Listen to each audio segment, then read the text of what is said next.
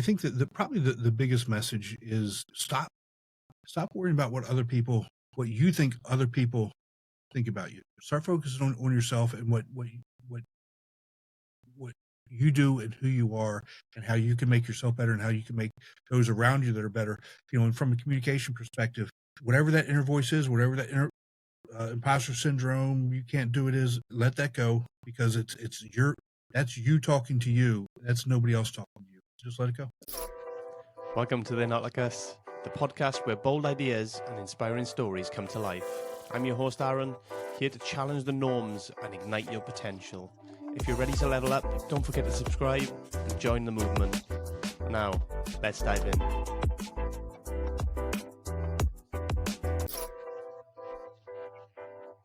Welcome back to They're Not Like Us. As always, I'm your host, Aaron, and today I am joined by Tim Newman. Welcome to the show, Tim. Aaron, thanks so much for having me. I really do appreciate it. Hey, it's my pleasure. We connected a little while back, and I had the pleasure of being on your show. So can you tell people a little bit about your show and about what you do? Yeah, so my podcast is called Speaking with Confidence, and I help people become more powerful communicators.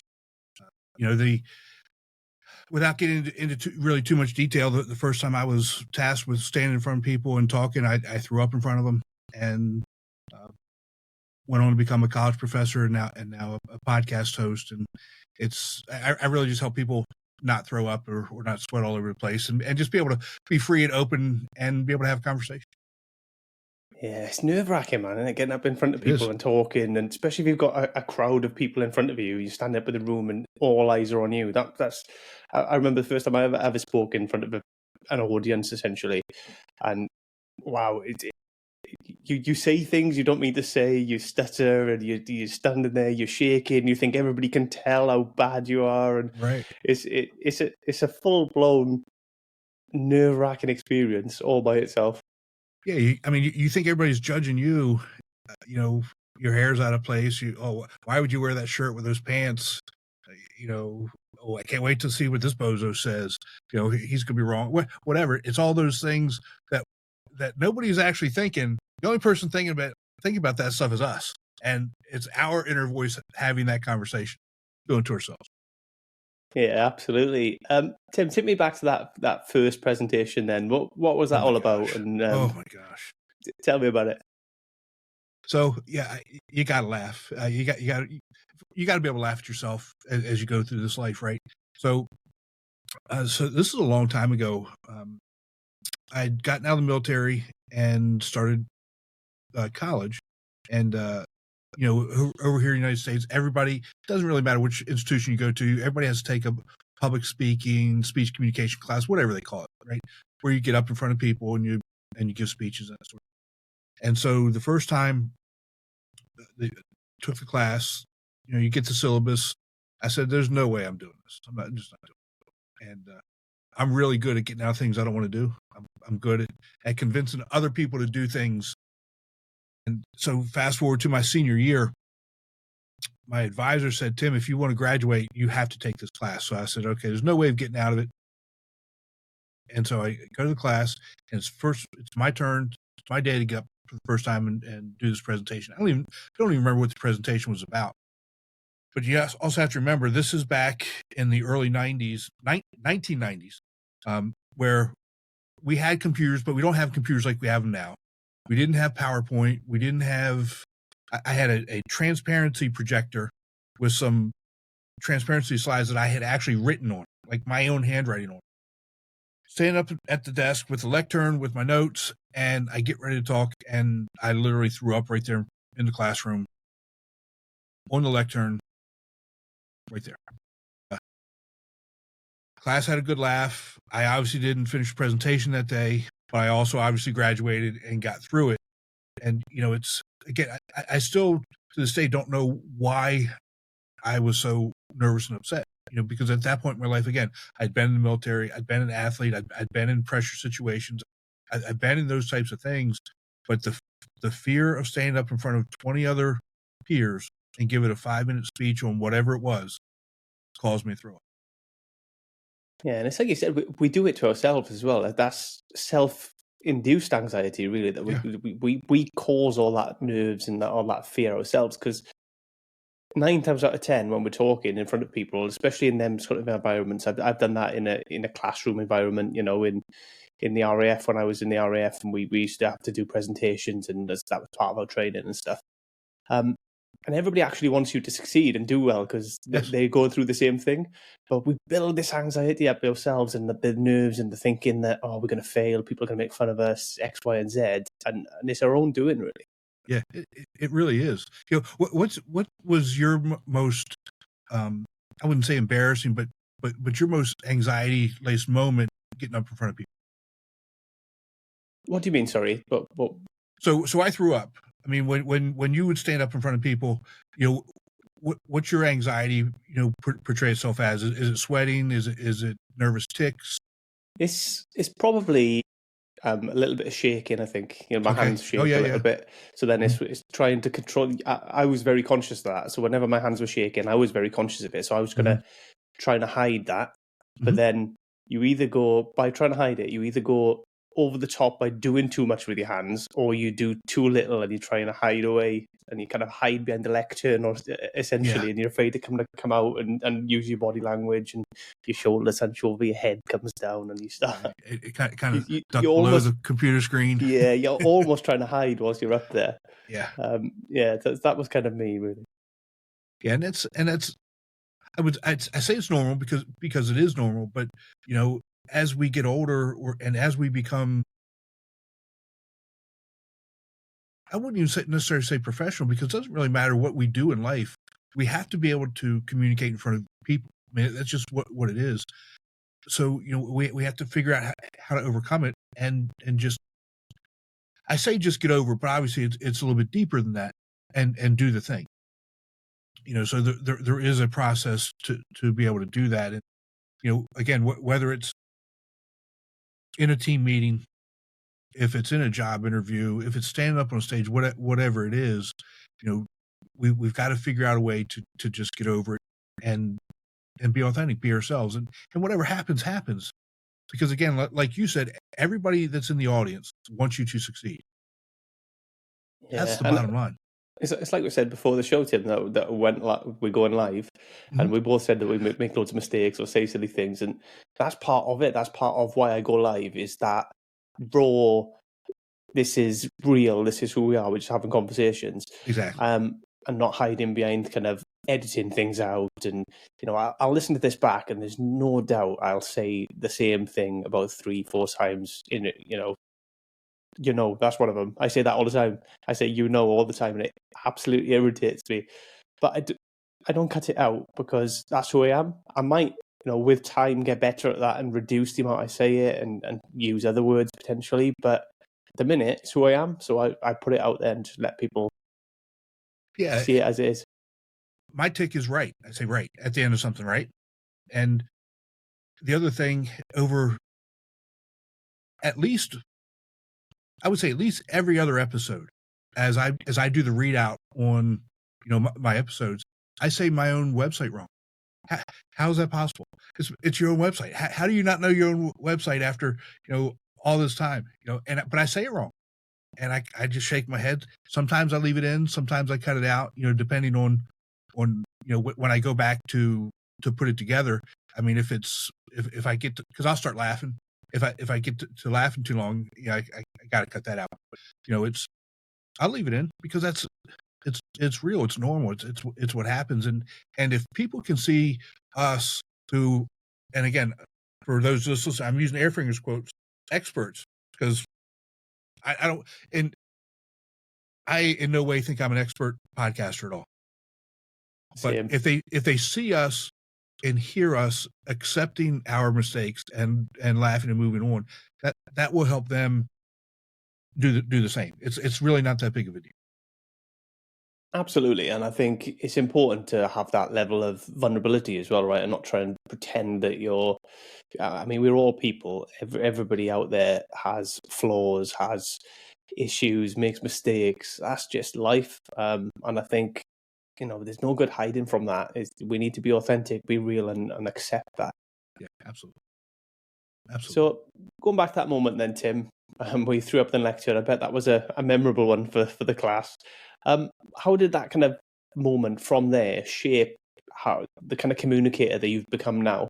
Well, that's really kind of a watershed moment, because ever since I was a kid, I've always wanted to be a teacher. And you can't be a teacher if you're uncomfortable standing up in front of a group of people.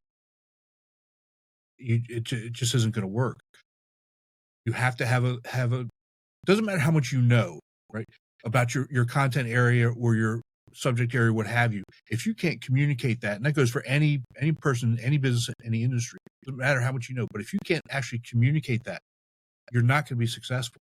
And I knew, so I was 24, maybe 25 at the time, years old. Again, 24, 25-year-old grown man, got nervous standing up in front of 20 people.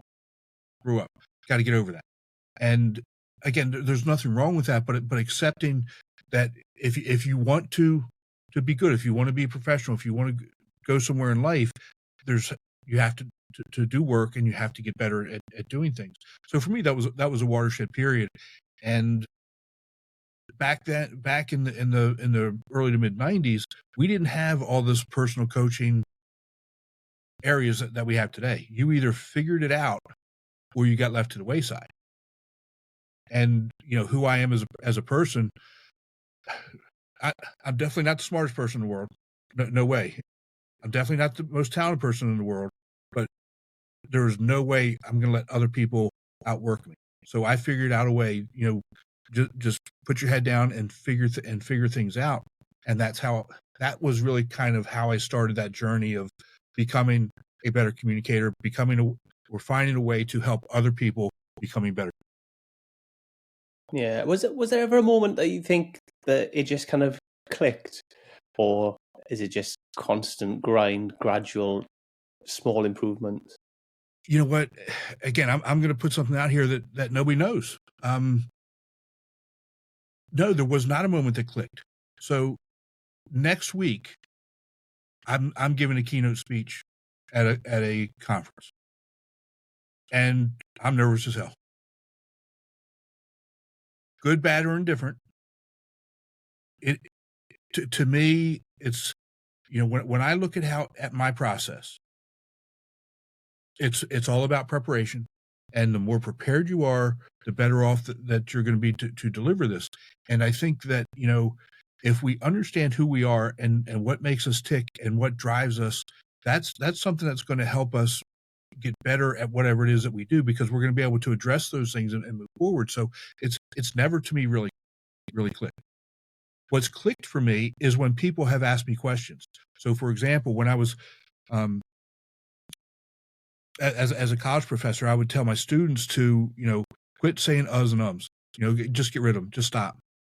And at one point, one of my better students came to me and she said, you keep telling us to stop, but you don't tell us how to stop.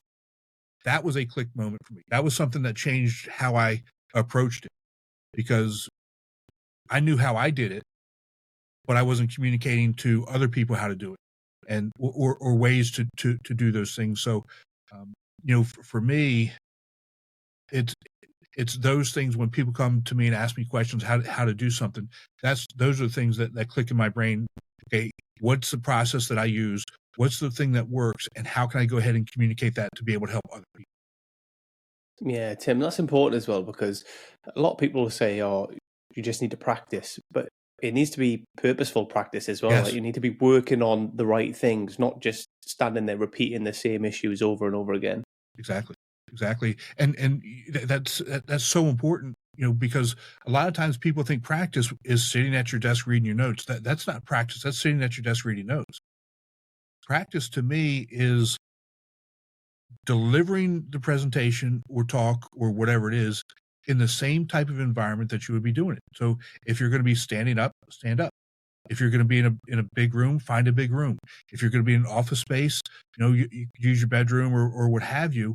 Move around. Talk like you're actually giving the presentation. That's practice. Have somebody evaluate you. You know what? Everybody has this thing it's called a smartphone that nobody uses as a phone.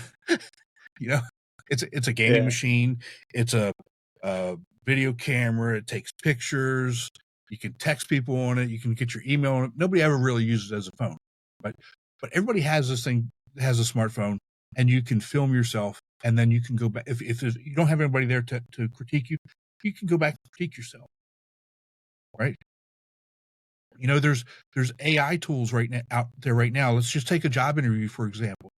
You can go in and feed them, ask me these questions, give the AI program the prompts that you want, and it will spit back a mock interview for you, and it will evaluate you. So there's really no reason to not do good practice. Yeah, it's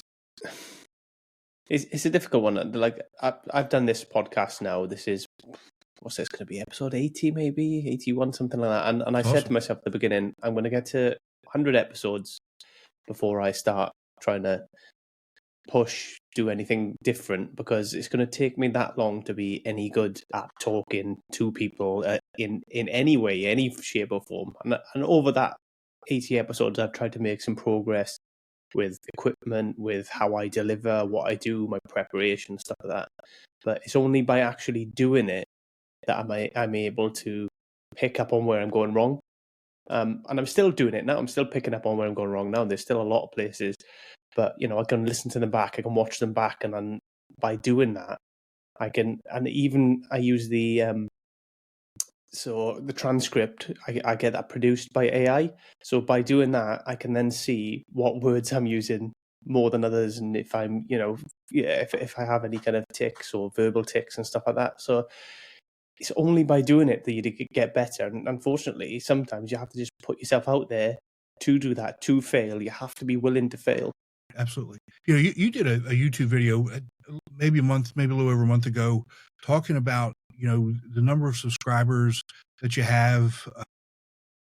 And it really resonated with me, because what you said was essentially it's not overnight. Things don't just happen overnight. It takes time.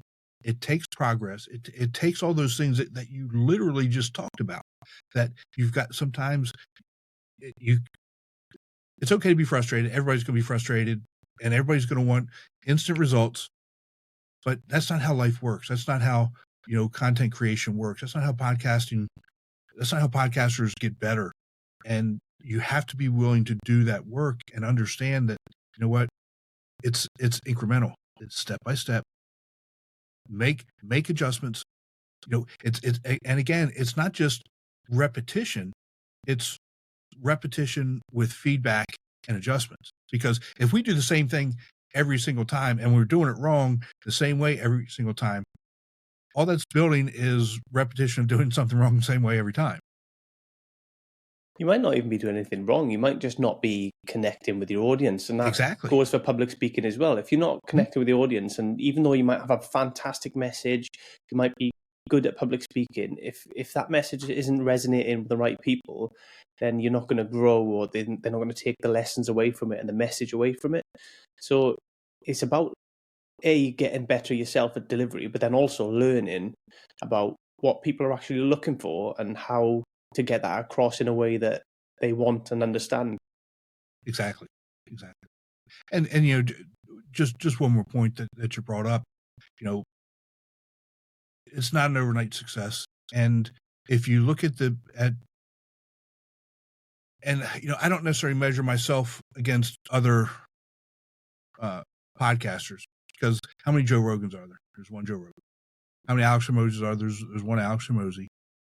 But I can tell you, when they get together with their team, I guarantee they go back and they critique it. We need to do better at this. You know what? I think we did a good job at this. Let's adjust these things. I guarantee that happens. And that's something, I don't care who you are. If you're not doing that, you're probably not. Yeah, and that's where the exponential growth comes in as well. These people, obviously, they've done that from the beginning and made these small improvements. But when they get to the point where they have a team, then they have multiple people critiquing this all at once, critiquing all different areas about the delivery, about maybe the podcast, maybe the marketing, maybe whatever it is, but it just becomes a snowball where everybody's constantly just critiquing everything and improving over and over again. And then they become these unstoppable forces, really. Exactly. But again, you should, I try to tell people what they should and shouldn't do. People can do what they want to do. But I would suggest that you not compare yourself to other people, because you're different. You're you. You go and be you. What works for them may or may not work for you. Find your own way. Be yourself, and that's I think ultimately that's going to be the differentiator. That people don't want two Joe Rogans.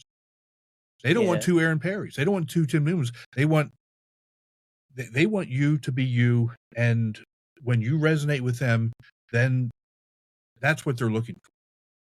Yeah, it's important not to try to be somebody else, especially like you look at Joe Rogan and like the likes of Chris Williamson, people who have these fantastic podcasts. They started from a different point. Anyway, but I've gone back and looked at their very first episodes, and but in comparison to what they are now, they were shocking. They were awful. The equipment was poor, the delivery was poor, but they've stuck with it and they've constantly improved along that path. But also people like Joe Rogan. I mean, he was already a celebrity of sorts. He was already commentating on the UFC, even though UFC wasn't as popular back then when he started. But he'd already been doing the comedy stuff, Fear Factor, things like that. So he was a known entity, which gives him a leg up at the start because people know the name. So it's a starting point. Exactly. And I think we got to reassess and think where we starting from and where we want to get to, and we need to compare ourselves to ourselves, really. I don't even look. There are plenty of podcasters out there at kind of my level, at this level, where they probably haven't got the fame, they haven't got the following, they're just starting out like me. But I don't even compare myself to them. I compare myself to myself. If I'm getting better, then it's all good. I'm on the right path. I'm on the right trajectory. If I'm not, that's when it's a problem. Exactly.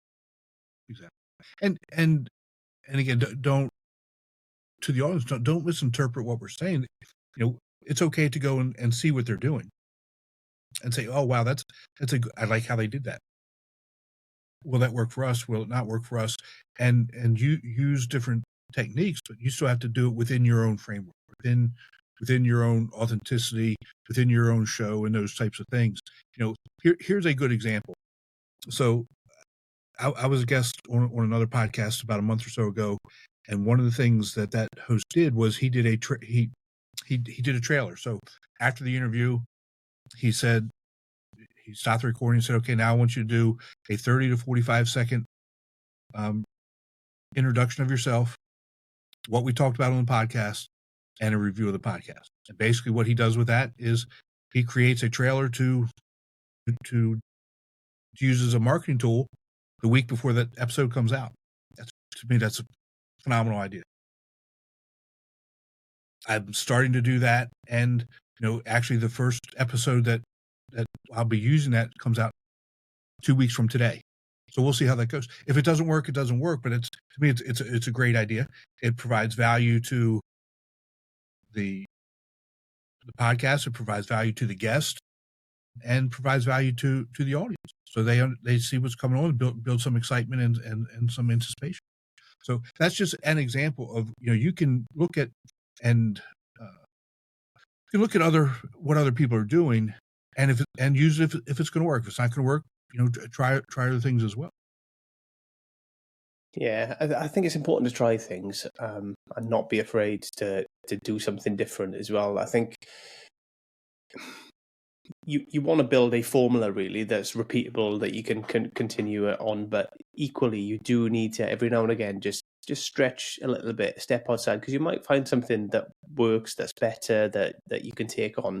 But if you never try these things, you're never going to get there. So I mean, we talked about my short form content off air, and part of that is I try lots of different things to see what works, and I'm not afraid to do that. I'm not afraid to make mistakes or do videos that are terrible or that fail. You know, the part of the process is testing it, and the only way you test it is you put it out to see what people actually think. Yeah, and I think they're great. I laugh every day. I laugh every single day. What's your partner's name? What's your buddy's name? Alex. Alex, I tell you what, the two of you and how you all do it, I literally laugh at you all every day. I love the content. I love what you all are doing. What do you mean by if it fails? 0 views? Does that mean it failed? Yeah, that's a good point. You know what? Because number one, are you having fun doing it? Absolutely. Okay, because if you're not having fun, it sure as heck isn't showing up on the video. No, it's a great laugh, and ultimately, put it out. What we want is to entertain people and people to have almost as much fun as we are making it by watching it. So that's the goal. And then I suppose if it doesn't resonate with people, then you get a little bit disappointed. But you learn from it. You move on. You tweak. You adjust, and you critique and get better. Okay, but what's the name of this podcast? They Not Like Us. Exactly. Yeah. Okay, and so it's not going to resonate with everybody or even anybody, and that, to me, that's okay, because it's, again, you're having fun at the bare minimum. At the bare minimum, you're having fun and you're practicing skills and getting better at certain skills. Yeah, it's getting better in front of a camera, Tim, as well, for me, which helps everything else as well that I'm doing. So I quite enjoy that part of it. It's a bit more difficult because obviously I don't script any of my podcasts. I do a little bit of prep. I'll have some questions prep that I want to make sure I ask, so I get them written down in case I forget. But it's not scripted. It's just raw. It's talking, and I find that relatively easy. Remembering lines and doing a script is I find that more challenging. So what's your process in doing that, and how long does it take to do one of those short reels? So I mean, it depends on the reel, but they're all relatively quick to record. I think generally I do a month's content in a day, 6 hours, and we'll just do enough content for the month in sort of 6 hours, 20, 30 videos. But I do all the prep beforehand, so I write the script and figure out, right, what video I'm gonna do this week, what's the setting gonna be like, and do all the words in the script for everybody, and then we just run it from there. Yeah, and the creative process I really enjoy. I really enjoy coming up with ideas. I need to get better at just jotting them down, because sometimes they just come to you at the weirdest times when you're out and about or when you're off doing something. And I've missed a few that I haven't put down because I forgot about it. So now I'm starting to make notes and put everything down so that I remember to do the good stuff that comes to me when it does come to me. Yeah, because I'm kind of the same way. I need to figure out a process to write stuff down or record it or some way. I spend a lot of my time in the car driving, and an idea will come into my head as I'm listening to a podcast that I'm really not listening to, but thinking about other things. And I say, okay, remember it. I repeat it to myself like 5 or 6 times. Remember it. So when you stop, you can write it down, and then I forget it. But that's part of the creative process too. And I just keep doing what you're doing, bud. I love it. I mean, I think it's great. Yeah, I do enjoy it. It's something very different to the other stuff, and it doesn't really necessarily feed into the podcast, but it's just something I enjoy. It's something that I like doing, and I will continue to do, I think, regardless. I did do a couple at the beginning that were like transition stuff into talking about the podcast, but I didn't enjoy it. I didn't enjoy I don't enjoy feeling salesy, even though the podcast is free. It just felt like I don't like pushing things down people's throats. I'd rather just do my content. If people enjoy it, they'll follow me. They'll come to see what I'm doing, and then they'll find out the other stuff from there. That's the way I look at it. Yeah. So and I'm kind of the same way too. And I think the where I have to make some changes and some adjustments. Again, people that know me know that I'm not sales. I'm just me, and I'm here to help you if you want the help. I'll ask you if you want the help, but if you say no, okay, that's fine. I'm not going to push it on you. But for me, transitioning from, and I don't know if you know this, but I'm no longer teaching. I resigned, and so now this is my life. This is my business. This is what we're doing. So it's on some level, I've got to find that happy medium of selling it. Because I got to eat.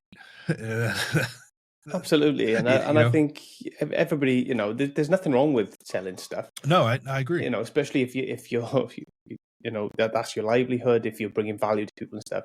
I think for me, I don't have a product. I'm not selling anything. I have my podcast, and I just think being salesy, pushing people towards a free podcast is. I mean, I suppose people can't be too offended when it's not costing them anything, but I just think it kind of cheapened the rest of the stuff that I was trying to do with my content, right. Where some of the people who come there for the humor, for the laugh, and for entertainment would get pushed away by that, I thought. So that's why I kind of went away from it and didn't like doing that. That's again, that's fair enough too. And again, if people are going to, follow you and consume that, they're either going to listen to the podcast and your video content, one or the other, or whichever. Again, it's all what resonates with those individuals. I'd love to have everybody in the world listen. I know that's I know that's not realistic. No, and I think that audience is going to grow over time. Yeah, I think it's slightly different as well. I think a lot of your stuff, Tim, what you do, your podcast, but also the work that you're doing as well that we talked about. We'll talk about it a bit more in a second. Is about helping people and teaching people. So yours is from a different, that there's value to be gained there. Whereas my stuff that I put out on the short form side is just all entertainment, really. There's nothing there. I'm not trying to teach anybody anything. It's all just humor, entertainment, something to just pass the time and to enjoy. So it's a different kind of environment. I think when you're teaching people, to then take them to that, you're giving them stuff for free and you're teaching them, you're showing them your expertise, and then to take them to the next level where, say, like, I can do this as a service I offer. I think that's a more of a natural transition than what I'm doing. I agree with that. And the only other thing I'd say is don't underestimate the value of that humor, because you never know where people are. And on any given day, and let's just say they stumble on you on Facebook or they stumble on you on YouTube, and they're in a bad place, and they click on your video and it puts a smile on their face, and it changes their mindset, it changes their attitude, it changes their outlook, even if it's just for 5 minutes. That means a lot to people. Yeah, absolutely, and it means a lot to me. If I can do that and I can have that effect on people, that's fantastic. Then I'm really, really happy with that. But I just don't have a related product that essentially is what I'm getting at. So it is what it is. I just want people to enjoy, be happy, kind of. Maybe it's just pass the time. Maybe it's just laugh at me rather than with me. Exactly. But I'm okay with that. Yeah, it's good. Tim, when we spoke before we come on, you told me about this new venture that you've got. Tell me a little bit more about that. Oh boy! So, do you ever have trouble introducing yourself to somebody? You don't know what to say? Believe it or not, Tim, I've classed myself as an introvert, if that's even a thing. Mm-hmm. I'm good at speaking to people that I know well, but new people, I'm actually not very good at it. I'm not very good at kind of striking up conversation. Right. A friend of mine who I go to the gym with, he talks to everybody all the time. He can talk to anybody, and like these new people, and I can't. I don't know what it is. I don't have that energy or that desire to do it, and I sit there in silence while he's talking someone's ear off, and it happens so frequently. It's wild. And think about it from a different perspective. So basically what I've created a system that helps people have a formula to be able to introduce themselves in a stress-free way in pretty much any type of situation, whether it's a professional situation or personal, friendly, social situation. So let me just kind of give you a little bit more background. I think it's clear that I threw up in front of people the first time I had to speak to somebody. I'm going to give you two examples. One is me, and one is somebody who I've coached. So I was in a job interview. It was a phone interview. I was interviewing for a college professor position. I don't know if anybody knows this, but I'm a full-time RV person. I live in a 42-foot bus. So that's kind of the setting here. And as we're in the interview, we're talking about where we're going to live. And we got to talking, and this is all within a minute. Like, we went from living, where I would be able to live, to me emptying the septic tank of the RV in a job interview. Okay? I never heard back from him. Didn't get hired. I don't know why. But that's just one example of not having a plan, not having a system in place, talking about who you are as an individual. And again, I'm all for being authentic. I'm all for sharing information, but we have to know the time and the place, and we have to have limits on that. So that's one. Another time, we were at a college function and had a student with me, and the student and I were talking about something, joking around, and the college president came up and asked the student who they were, and the student said literally, "I've always wanted to steal a Tasty Cake truck because they always was." And so the college president just kind of turned around, looked at me, and walked away. It's my fault that this kid wants to steal a Tasty Cake truck. And all that was because that person froze, didn't know what to say. Part of communicating, Aaron, I'm like you, I'm an introvert. I would much rather, but obviously there's times in life, and especially from a professional perspective, we can't just be off on the sides. We have to take charge, and we have to lead people. And so I'm creating I'm still working on the name of it, but it's a way to introduce yourself, a 30 to 45 second elevator pitch it's a system that you could use to introduce yourself personally, professionally, 3 or 4, 5 different ways in each example. And basically it comes down to, you have to know who you are, as an example. So for me, depending on the situation, if somebody asks about myself, I'll just say, here's 3 things you want to know about, and I'll tell them for whatever situation it is. Or I'm a recovering college professor. I help people become more powerful communicators. So you're introducing yourself, providing value to that person so that they remember who you are, because isn't that really the key? You want people to remember who you are and what kind of value you can bring to them. So it's really simple when you think about it, but it's complex because you have to do some deep thinking about who you are and what value you actually bring to them. Yeah, it's quite difficult to do as well, because actually I've been a guest on a number of podcasts now. And I know me, I know my life, but actually articulating that to other people in a way, that doesn't make you sound insane for a start, is it can be a challenge, and it takes you. I think it took me about 5 or 6 times as a guest to actually get my messaging down, to figure out who I am and how to deliver that across in a way that can be received in a way that, I don't know, will paint me in a decent light, I suppose, because ultimately we want to paint ourselves in a decent light. We don't want to, deliberately make fools of ourselves. Yeah, you don't want to be the guy stealing the Tasty Cake truck. Yeah, man. I mean, I don't know what a Tasty Cake truck is, but maybe it sounds good. Okay. So here, let me explain to you. So Tasty Cakes it's a company. They do snack food like cupcakes, and we got butterscotch crimpets, cookies. You know, junk food is Sounds perfect to me. junk Yeah, I'll steal baked that. goods. Yeah.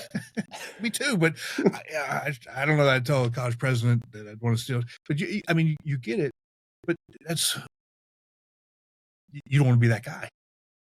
Yeah, no, I think it's a great idea, Tim. I think being able to do that and maybe having kind of different ones for different settings, if you will, different, because as much as we are authentic and we are ourselves, there are still different ways we present ourselves based on the situation, and that's just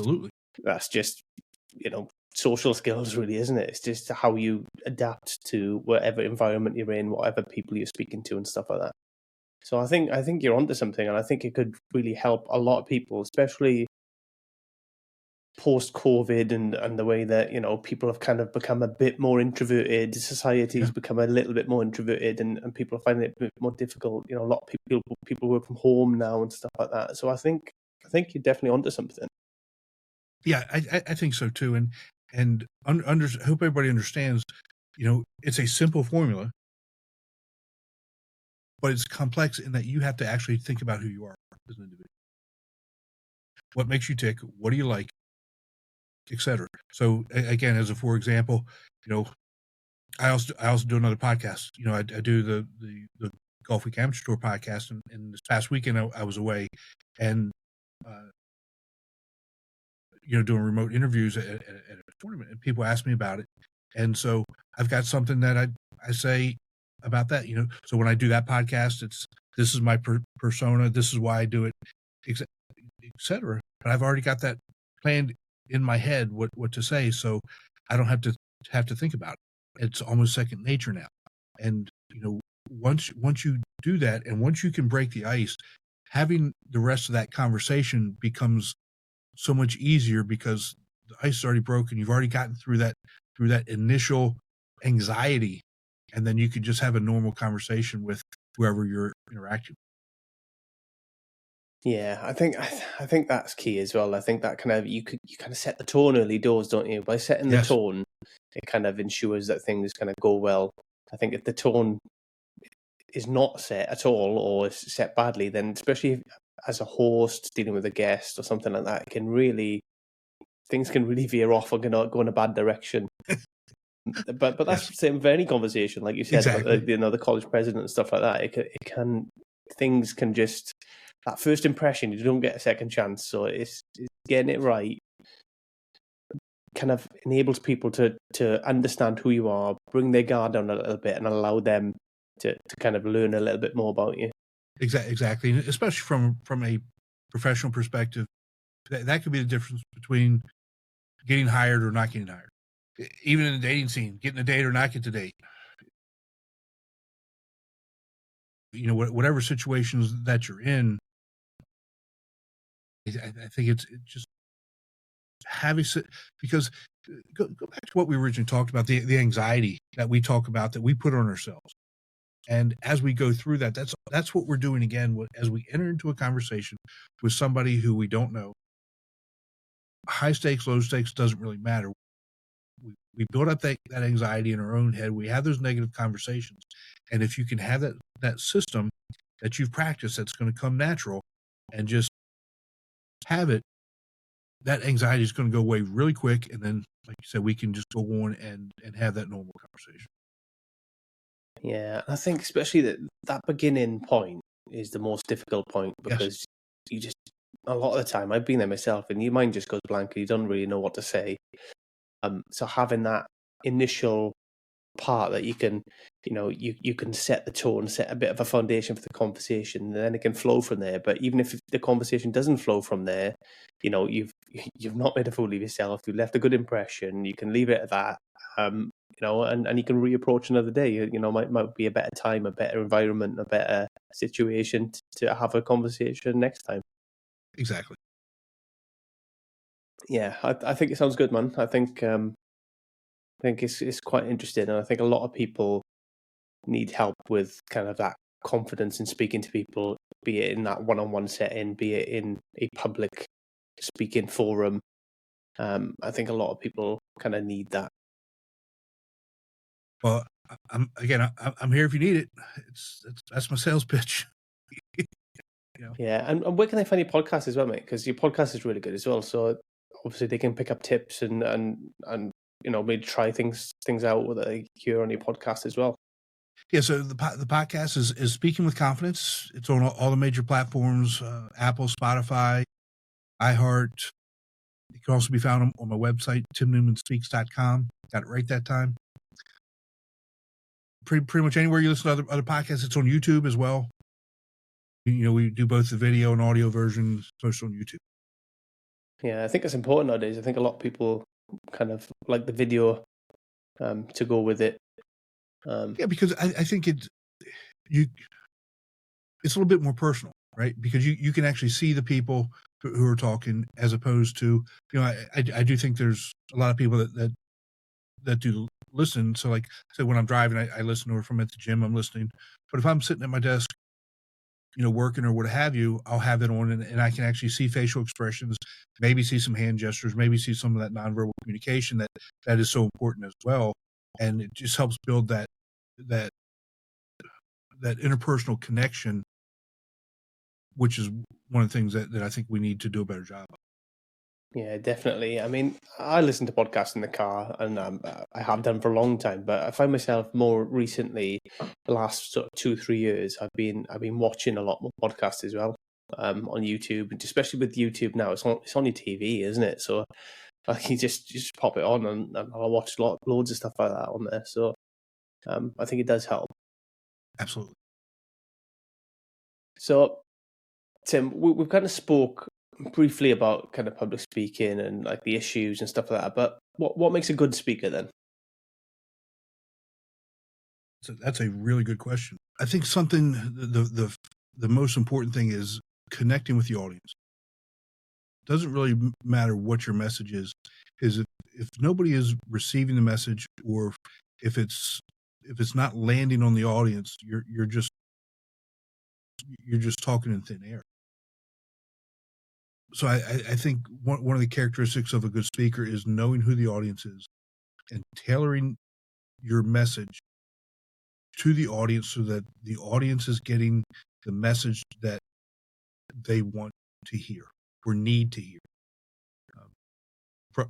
from you, the speaker. I think that's probably the biggest and most important thing. Yeah, absolutely. And I like to think about kind of stand-up comedy when I think about speaking, Yes. right? Because they go around, and before we see this magical tour that they do and the fantastic gigs that they do, they go around and they practice their set in lesser known venues, and they tweak and adjust and amend. And the reason for that is they are looking for what resonates with people and what lands, and sometimes just tweaking the delivery and improving the delivery and stuff like that. And I think that's where what I try to learn from anyway, and where other people, it's difficult in a podcast format because you're not getting that live reaction from people. Essentially, you get that down the line. You have to watch it back yourself. You have to maybe potentially get a bit of feedback from the audience, stuff like that, feedback from guests. But when you're public speaking or you're speaking to people, you can get that live feedback to see, did that work? Is this working? Is this having the effect that I desire? And I think you can learn from that, and you can tweak and adjust your message and improve as you go forward. Yeah, and you said something that I've been beating myself up over for about 2 or 3 months. How do we improve the feedback from the audience so that we have a good idea that we're actually resonating? Downloads is one thing, listens is one thing, the percentage of time that they're listening is one thing. But what I want, and I know it's hard to get, is I want to either talk to them. Hey, what do you like? What do you not like? Send me an email, send me a message, so that, because I'm that person that's in my head. Okay, yeah, you're downloading it, but are you going to do it again? Are you going to do it this week? Are you going to do it next week? Because if I know, or if I have an idea what you want to hear, I'll do it. I'll do a topic on it. I'll do those types of things. But I don't think, the go back to radio. You're a little bit younger than me, but you're old enough to remember radio, sports radio, talk radio, music radio, what have you. They knew what to play because the listeners would call in. We want to hear these songs, right? They knew what to talk about because the listeners would be calling in. We want to hear this. So with podcasting, it's not. Most of them aren't live. I mean, so this is live, which is great, but there's nobody in the room saying, "Can you talk about this?" Right? And so I'm in my head. I hope that this episode is what my audience wants to hear. I think it is, but I don't know. And that's where I've got a big hang up on my stuff. Yeah, it's difficult, right? Because we are fumbling around in the dark almost, aren't we, as podcasters, especially in this kind of format. I did have a guest on a few weeks ago, and he has a studio and he'll do live episodes with an audience. Yeah. I think that's a fantastic idea where you can get some actual live feedback. Even if they're not actually speaking, you could put questions to the crowd or whatever, but you can just see how they react and pick up on their body language cues and the non-verbal cues. And I think that will steer you and guide you so much better because you'll know more instinctively if you're on the right tracks, if you go in the right way, if this is actually what they want. Yeah, and so I think if we could do a better job with that, and I've seen a couple of those types of shows and actually facilities open up over here in the States, and I think it's a phenomenal idea, and maybe that is part of the future. But then again, I'm back in my head. How do they know? How do they know to get the right audience in for this group or that group or this podcast or that podcast? And that's just the way my brain thinks, right? Because I'm the type of person that I want it to be perfect or as close to perfect as it possibly can be every single time out. And probably like you, there's no bigger critic of you than you. No bigger critic of me than me. And, that's good and it's bad. And, I think what I'm talking about now, that's probably the bad side of being your biggest critic, is always questioning if what you're doing is right, even though some of the traditional metrics that are out there are saying, okay, yes, you're doing something right. We just can't tell you what it is that you're doing right. Yeah, it's a difficult one because you need to be critical of yourself to improve. Yes. But if you take it too far, it'll actually have a negative effect and actually make everything worse. So it's getting that balance right is quite the challenge, really. But yeah, I'd love to try one of those live shows, just to see, what kind of how it feels and what you can pick up from that from other people. I think I haven't seen any in the UK. I think the chap I spoke to, he was based in the States somewhere. I can't remember exactly where, but yeah, it sounds like a really good idea to me, and it could potentially have legs. Where people kind of set up and do that. Especially if you get a reasonable sized following where you can kind of generate your own audience, really, couldn't you? And then you can go and you can do these events probably relatively easily yourself. Yeah. Yes. So with the golf podcast that I do, we do live events. We'll probably do, I think we're going to do 5 between now and the end of October. And all of those will actually be either at a golf course after a tournament or at our national championship. And so our live audience is our golfers. So we have that built-in listenership, that built-in audience.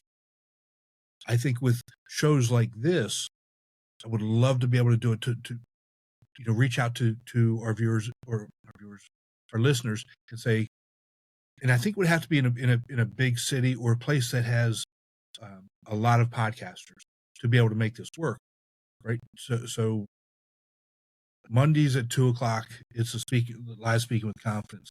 Mondays at 5:00, it's this. Tuesdays at whatever, and so that you could bring in those different audiences to really kind of throw it and be able to get that feedback. Yeah, definitely. And I think it's a challenge, I think, to do, Yeah. especially like my podcast, especially, is very broad.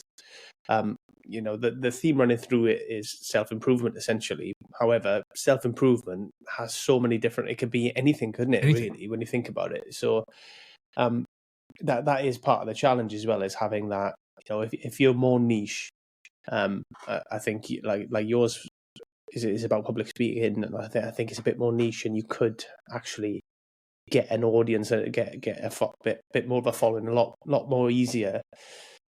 That's not very good England, is it? That's all right. A lot more easier, but a lot more. I think it would be easier doing it that way, or have more potential doing it that way than my way, because ultimately, mine is so broad, there's so much other entertainment out there, and so much other, broad. Like Joe Rogan's pretty broad, isn't he? Essentially, he doesn't even have a self-improvement theme, really. He just talks about anything and just has interesting guests on. So it's one of those. I think it'd be more difficult for me, but anybody with a niche, I think there's potential there, definitely. Yeah. And if you've got that niche, so you're public speaking, if you could get your podcast live, I don't know, at some sort of public speaking event or some sort of marketing event or something that relates to it. So we had what's called Podfest over here in the States it was in January in Orlando, Florida. And there were a number of podcasters who were doing live shows from Podfest. So, we had other podcasters would be the guests on those live shows. And I assume it turns out well. I mean, I didn't do it because that's what, when I go to Podfest, for me, I'm there to learn and pick up different things, meet people, and those types of things. So maybe I'll do it next year when I go, maybe not. But there seem to be more people doing that this year, the live shows, than the year before. So maybe that is something that's going to catch on, and more people will be doing live shows, throughout the year and wherever it is that they are. If it works, great.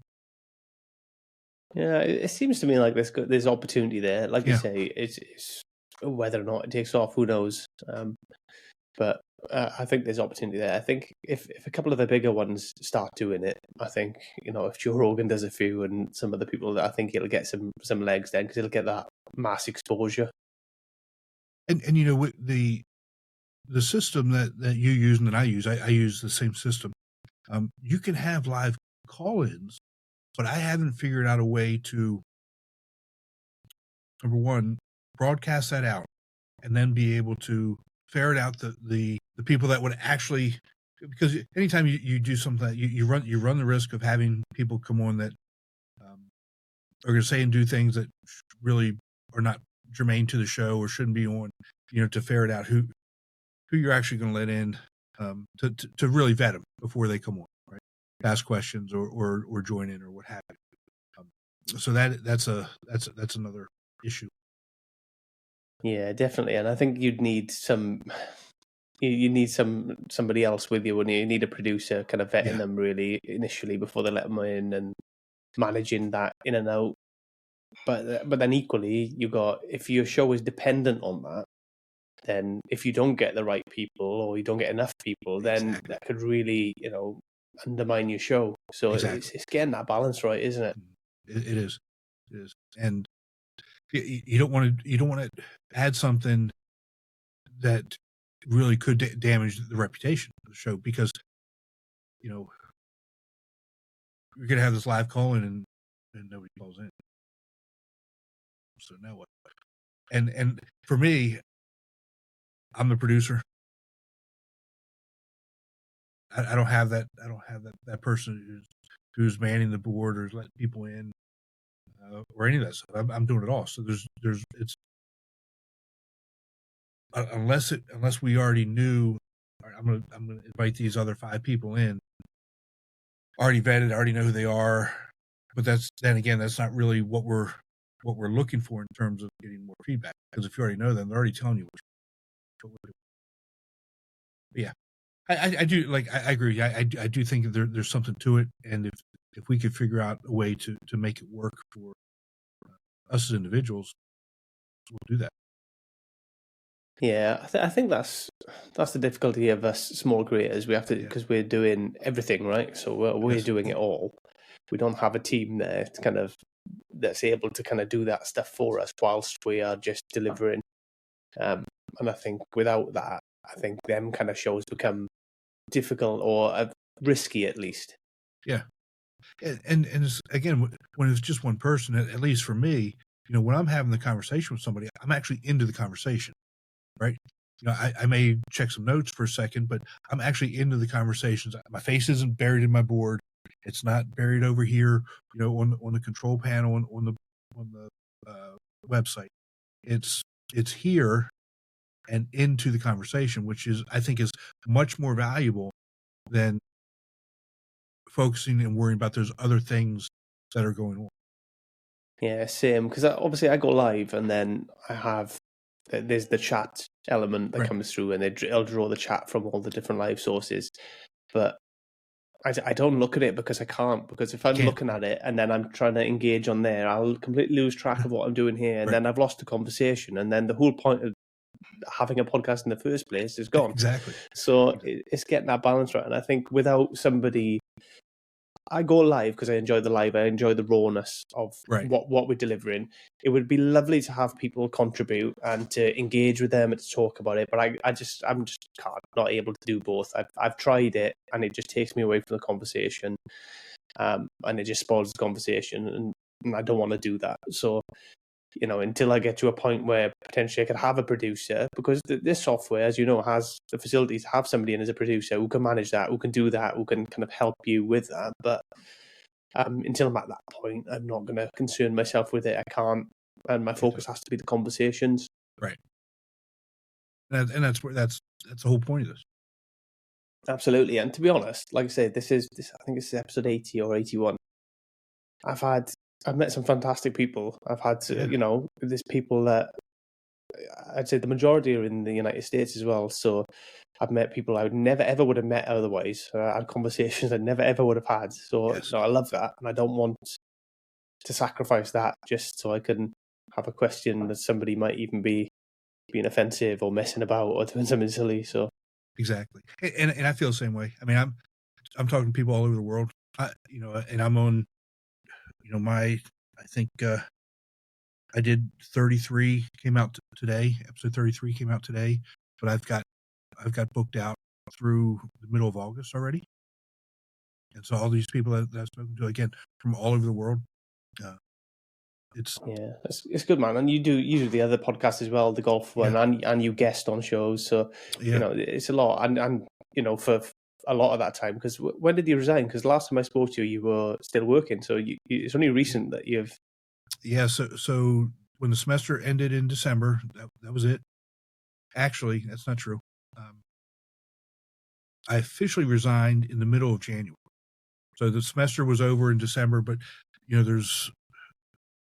I don't think over my entire career that when the semester was over, I didn't have somebody who I was still working with through January.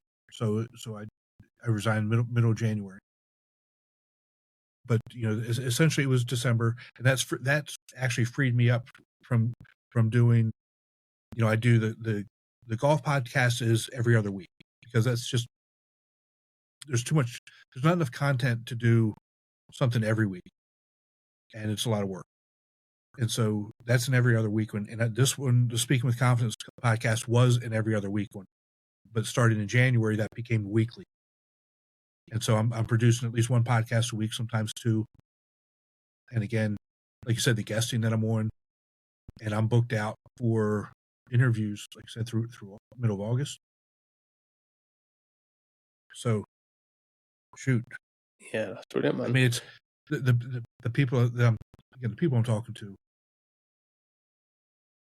Here's the piece that really kind of struck me, and it probably didn't hit me until September. It doesn't matter where we are where you are physically located in the world,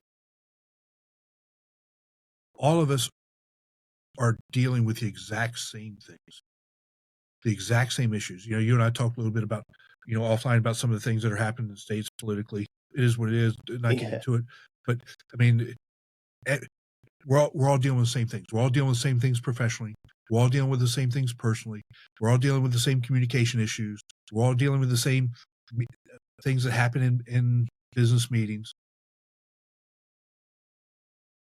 It's that's what really kind of struck me, that nobody is free from these things, and we all kind of need to figure out how to navigate this thing.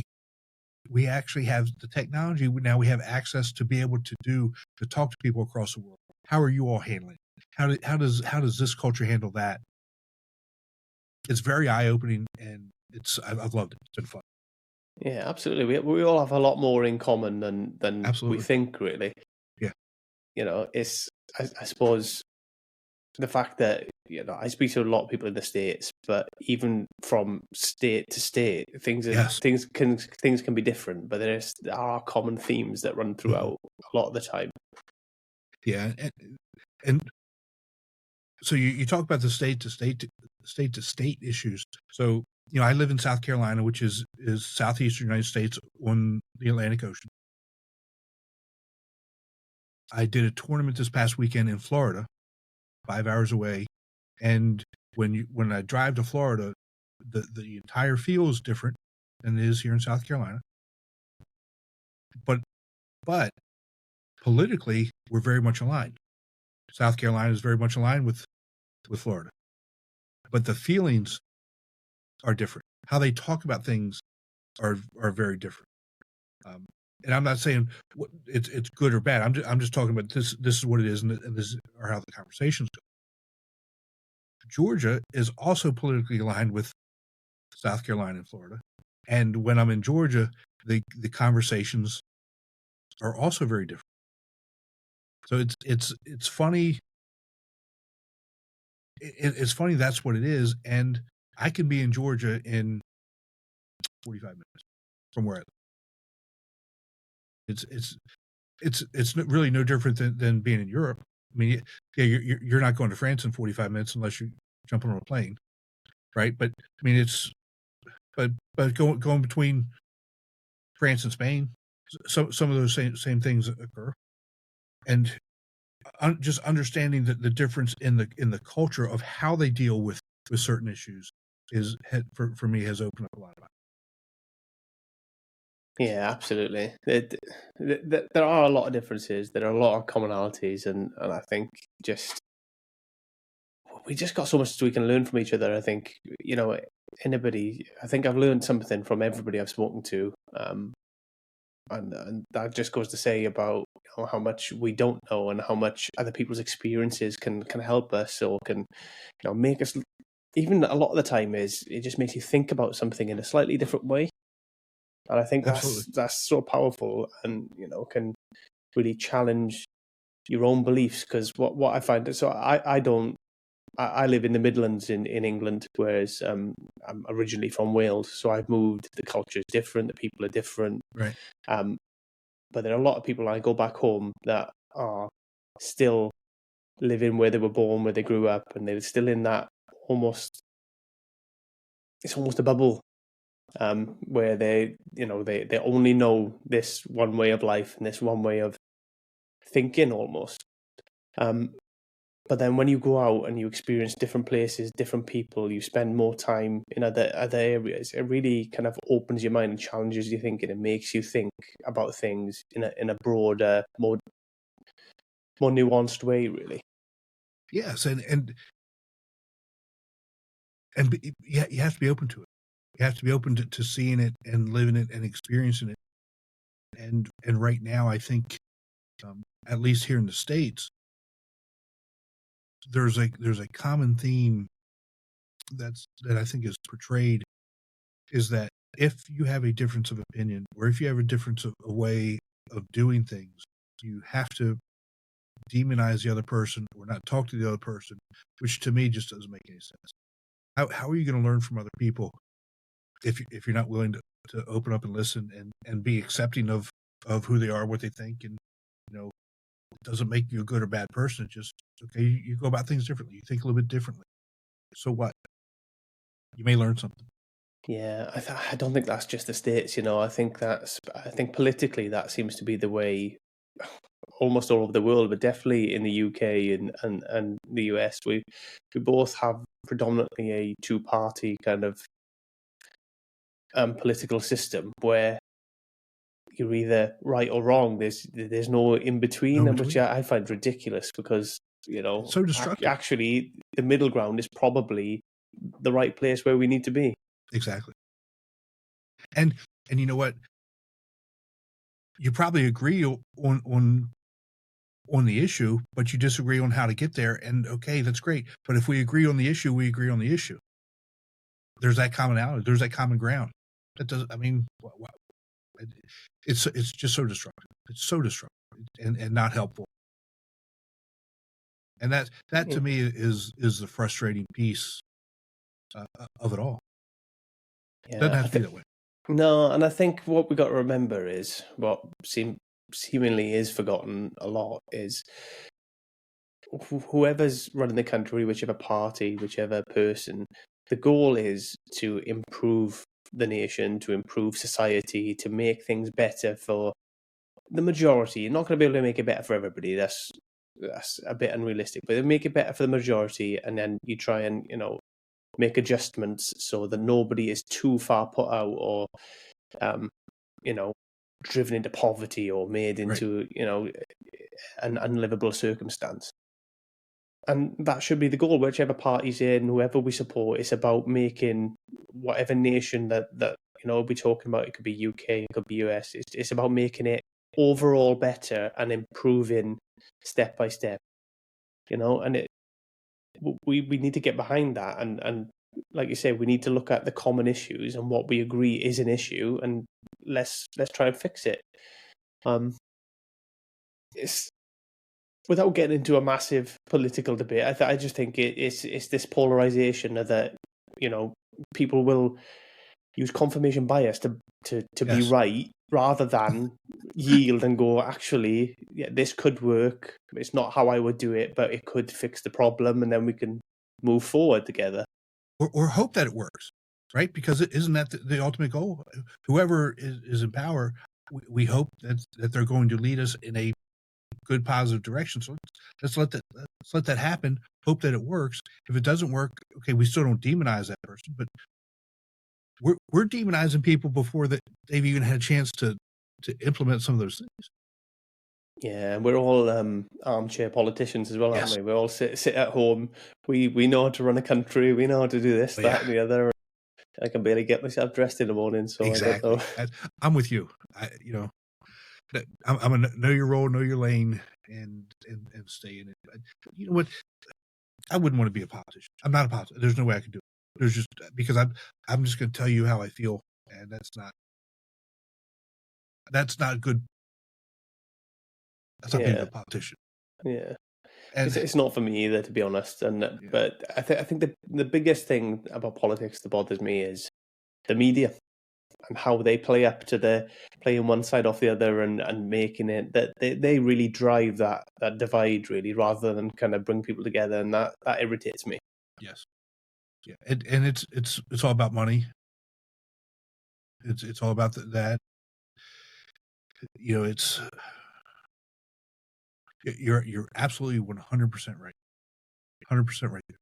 It used to be. I used to watch the news, especially when I was in the RAF and stuff, up until about 2016. So in the UK, we had Brexit, and that was a really divisive issue, and it was the vote was like said 55% to 45%. So the country was pretty split. But the media just, honestly, they pushed it both ways, just divided people. And from that point on, everybody we've never really recovered from that point where it kind of drove people into these separate camps. And I just decided to stop watching the news at that point because it wasn't making my life any better. It just made things worse. So I just stopped watching the news. And since then, I have a lot less stress and anxiety about the world, about politics. And guess what? The world's still going. It's still turning. Things are still happening. Yeah. So I just avoid the news like the plague now. Yeah, I'm glad you said that, because I used to be a news junkie. I used to be a news radio junkie, and I got to the point, and for me, it was right around COVID. I just couldn't take it anymore, just because I just couldn't take it. And now my oldest daughter, we had a conversation probably 3 or 4 weeks ago, and she called me and was just railing on stuff. And I said, "Well, hold on now." I said, "Where'd you get this from?" And she said, "Well, I'm watching this news, I'm watching that news." I said, "You need to stop." Because she takes after me a lot. And I said, "You need to just stop. You have no control over that." And what they're saying, you're doing exactly what they want you to do by getting all riled up on stuff that may or may not be true, because they're giving it to you from their spin. If you really want to know, do some research on your own. But the reality is, what they're talking about has no effect on you. Let it go. Start working. Start trying to affect the people that are around you. If you want change, start affecting the people that are around you. Absolutely. Right? There's things Your you can do, neighbor. and that energy that you got for, that negative energy, you can turn it into something positive, couldn't you? And can help your community, you can help people around you, like you say. And if everybody did that, I think the How world would much be a better would it better be? place anyway. Yeah. I mean, do you really think? And my daughter's name is Katie. I said, "Katie, do you really think you getting this upset, you yelling and screaming, or you doing whatever you're doing, is going to affect anything that our Congress is going to say or do?" They don't care. So don't worry about it. And you don't even know that what the news is saying is actually true. It's accurate. Focus on your community. Focus on your neighbors. Focus on those things. She does a lot of volunteering, and that's, focus on those things that you're doing. You're making the world a better place doing that. Don't worry about that, because you have no control over that. You're wasting your time. Absolutely, and I couldn't agree with you more there, Tim. You can get drawn into it, can't you, so easily? And I think just taking a step back, take a breath, like I say, focus on what you can impact, focus on your own life, and I think I feel better for doing that, and I'd hope that other people would as well, rather than get drawn into a bunch of stuff you can't control. And there's always going to be things that happen that we can't control, that we're unhappy about. So why spend the energy on it? Exactly. Cool. Tim, I've taken up a lot of your time. I only normally run for an hour, and we're on 1:20 now, so I don't want to steal too much of your time. But before we do go, do you have any kind of final thoughts or messages that you want to leave people with? I think that probably the biggest message is stop worrying about what you think other people think about you. Start focusing on yourself and what you do and who you are, and how you can make yourself better, and how you can make those around you that are better. And from a communication perspective, whatever that inner voice is, whatever that inner imposter syndrome, you can't do it is, let that go, because that's you talking to you. That's nobody else talking to you. Just let it go. Absolutely, and that's amazing advice, to be honest. And I think if people can do that, I think they'll be a lot happier, and they'll live their lives in a way that makes them happier. Yeah, absolutely. Tim, let's see if we can get it right for a second time. Just remind people of your website. That's a lot of pressure, man. That's a lot of pressure 2 times in a row. It's timnewmanspeaks.com. Perfect. Was that right? Yeah. timnewmanspeaks.com. Yeah. Yeah, that's right. There you can find all kinds of things. You can find the podcast. You can find the formula for public speaking. You can download a free ebook and sign up to get our newsletter. Amazing. And I look forward to your coaching coming out as well, with your kind of elevator speech kind of approach, because that sounds really interesting, and I think it could benefit a lot of people, that actually. Yeah, I'm hoping that's going to be ready probably the middle of April. Cool. Like I said, I've got this keynote that I'm working on coming up next week.